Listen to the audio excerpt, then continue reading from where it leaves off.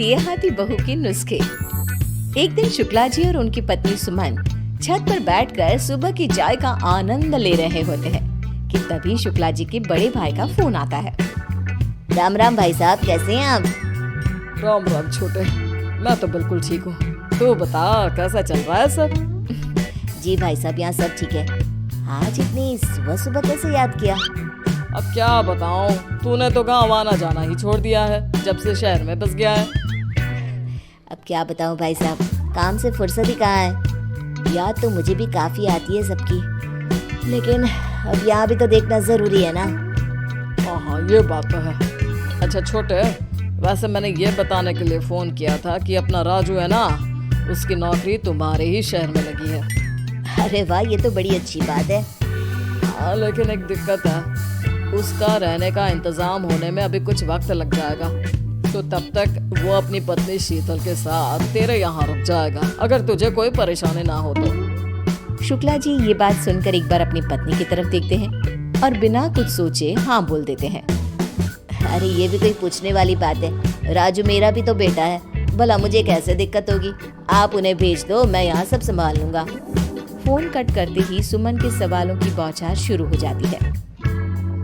क्या बात है शुक्ला जी, बड़ा हाँ हाँ किए जा रहे थे, ऐसी भी क्या बात हो गई? बात तो मैं बता दूं, लेकिन तुम चिल्लाना मत शुरू कर देना। शुक्ला जी सुमन को सारी बात बता देते हैं और बात सुनते ही सुमन का मुंह बन जाता है। वो गुस्से से अपने पति को घूरने लगती है।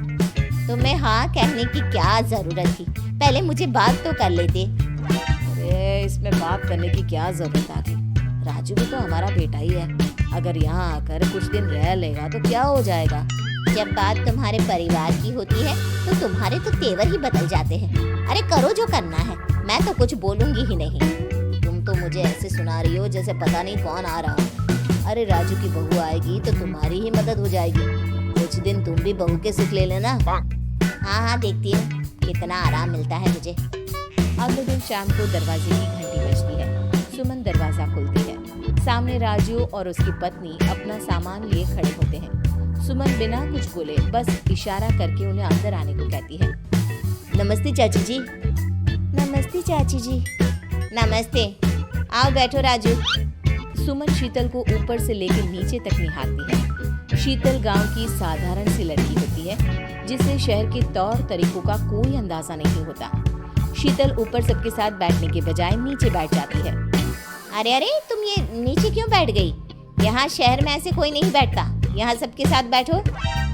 लेकिन चाची जी, गांव में तो बड़े बुजुर्गों के आगे नहीं बैठने देते। कोई बात ना है, मैं यहाँ ठीक हूँ ना चाची जी।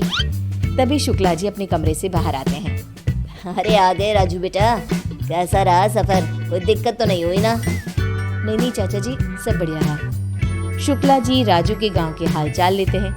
तभी सुमन राजू और शीतल को उनका कमरा दिखाने की बात करती है। चलो तुम दोनों को तुम्हारा कमरा दिखा देती हूँ।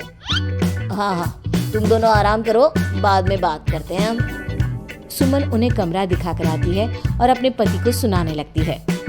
ये कितने दिन तक रुकेंगे? मैं ज्यादा दिन तक सबकी सेवा नहीं कर सकती, और शीतल को देखकर तो लगता ही नहीं कि उसे शहर का कुछ अता पता भी है। ऐसे में सारा काम तो मेरे हिस्से ही आ जाएगा ना। देखो अब तुम ड्रामा मत शुरू कर दो। और श्रुति कहाँ है, थोड़ा उसे भी कामकाज करना सिखा दो।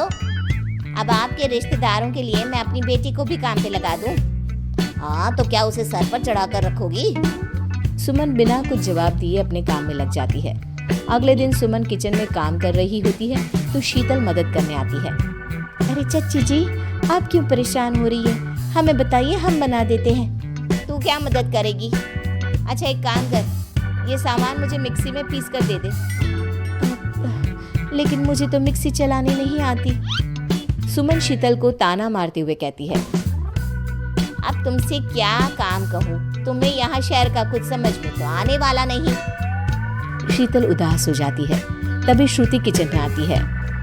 मम्मी देखो ना, मेरी ड्रेस पे ये कैसा निशान लग गया। अरे ये किस चीज का दाग लग गया? अब मुझे क्या पता, मैं क्या करूं, आज पार्टी में मुझे यही पहनना था। कुछ करो ना मम्मी, मेरी ड्रेस खराब हो जाएगी।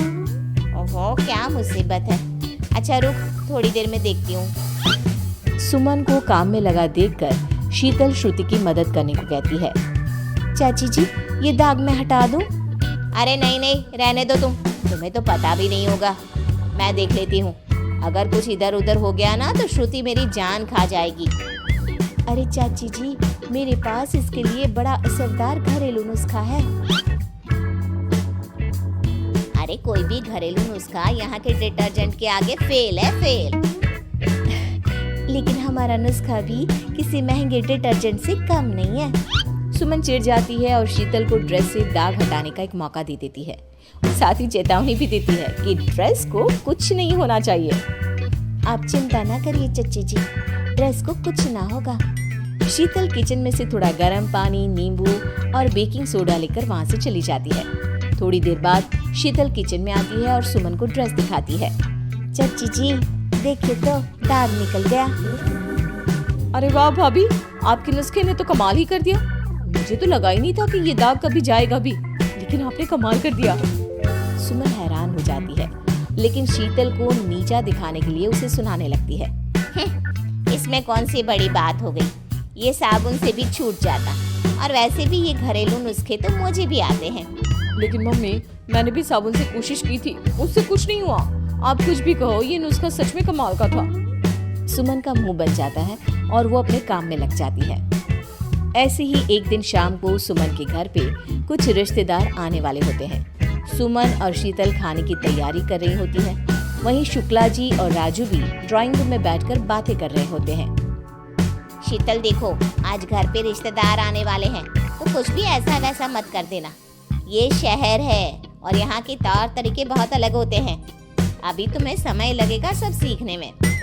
शीतल चुपचाप सब सुनती है। तभी सुमन जोर से चिल्लाती है, हे भगवान, ये क्या हो गया मुझसे? इस सब्जी में तो बहुत नमक पड़ गया। अब तो ये सारा खाना बर्बाद हो जाएगा। रिश्तेदार भी आ ही रहे होंगे, क्या करूं मैं? सुमन को परेशान देख शीतल झट से आटे की 2-4 गोलियां बना के सब्जी में डाल देती है और थोड़ा घी भी डाल देती है। अरे क्या कर रही हो तुम? पहले ही सब्जी में इतना नमक है, अब तुम इसे और खराब ना करो। तुम जाओ यहाँ से, मैं सब संभालूंगी। चाची जी, आप क्यों परेशान हो रही हो? आपकी परेशानी क्यों दूर हो जाएगी? अब भी ये जो आटे की गोलियां डाली है ना, इसमें सब्जी का नमक ठीक हो जाएगा। अच्छा, और अगर नहीं हुआ तो इसकी जिम्मेदारी तुम्हारी होगी। थोड़ी देर बाद सुमन सब्जी का नमक चेक करती है और नमक सच में ठीक हो जाता है। क्या कहा था मैंने चाची जी? हो गई ना आपकी चिंता दूर? सुमन हंसने लगती है। सारे गेस्ट आ जाते हैं। सुमन राजू और शीतल को सबसे मिलवाती है। शीतल और सुमन सबको खाना खिलाते हैं।